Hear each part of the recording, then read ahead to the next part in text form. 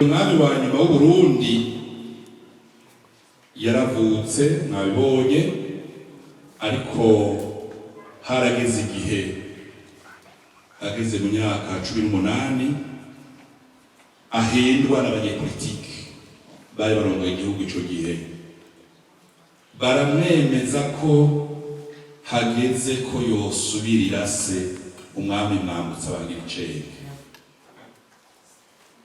Gukombora se vyabaye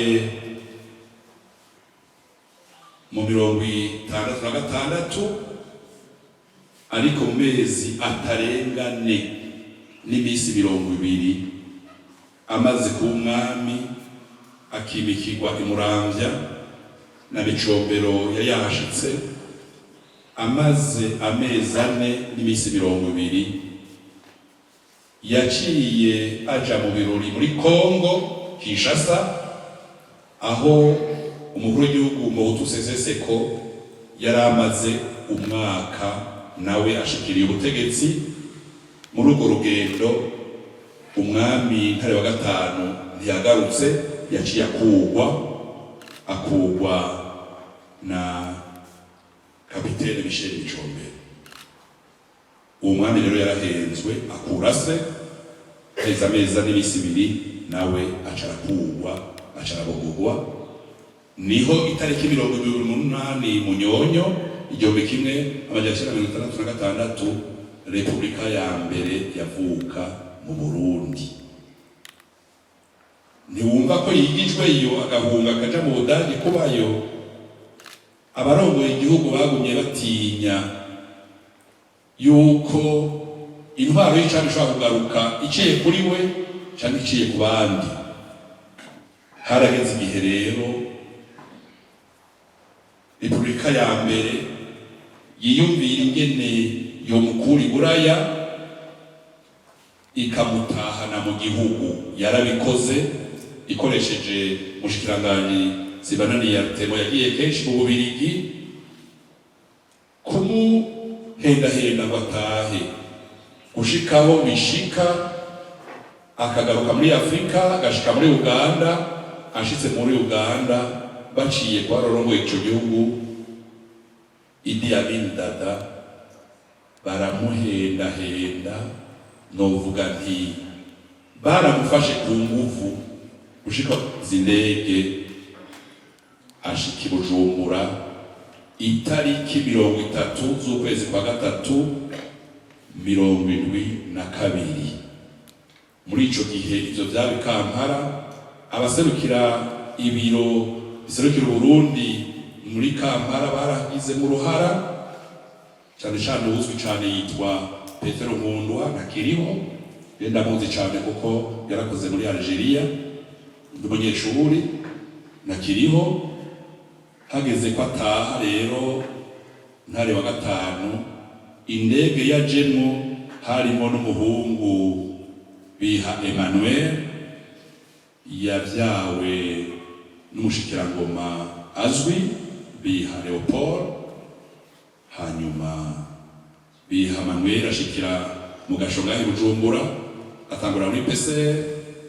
Ntare wa gatanu bamudugana Igitega mu ngoro y'umwami muzi hari Igitega no bikiriho inzu y'amatafari yumye ikomeye, niho yafungiwe icamaso.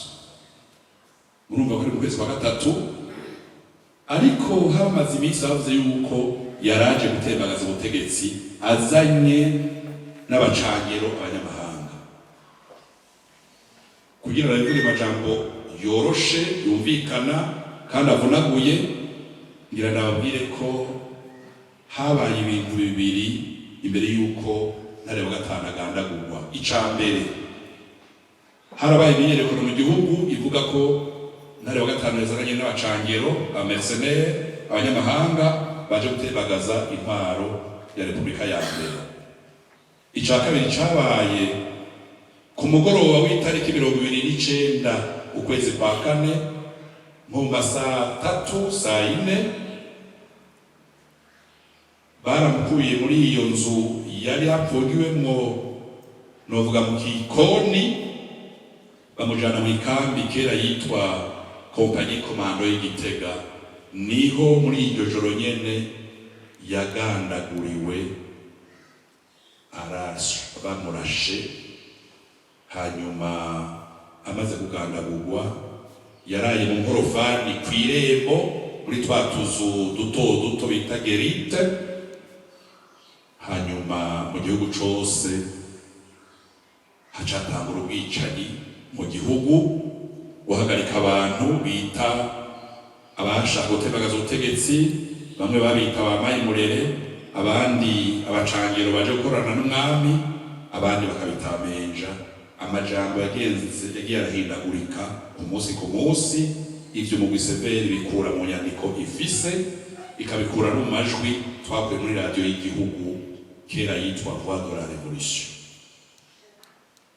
Mpeze mvuga ko umunsi agandagurwa wararongoye ikambi wa mbere komanda Jerome Siruhije siho yarari, yari mu bumanuko, yari mu za Rumonge.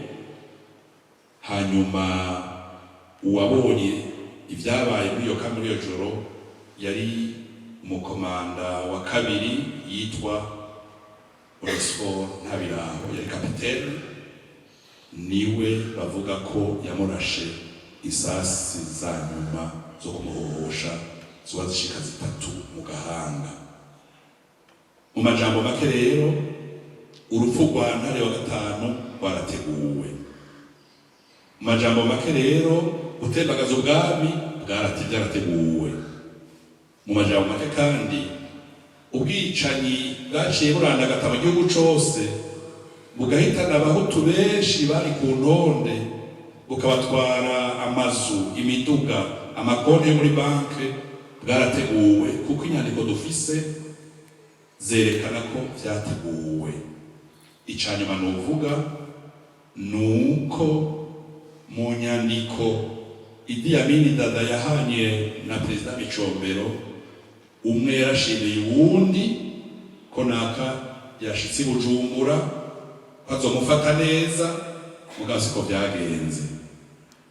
Uwundi yiswe ko agize ubwoba ko baramufata nabi, baramuhendahenda, baramurungikira urwandiko, mugabo siko vyagenze. Kwica, kugandagura umwami Ntare wa gatanu vyarateguwe. Ubwicanyi mu gihugu cose bwarateguwe. Inyandiko dufise ziriko imikono y'abategetsi bo mu butungane bo mu gisoda barongoye intara ziravyerekana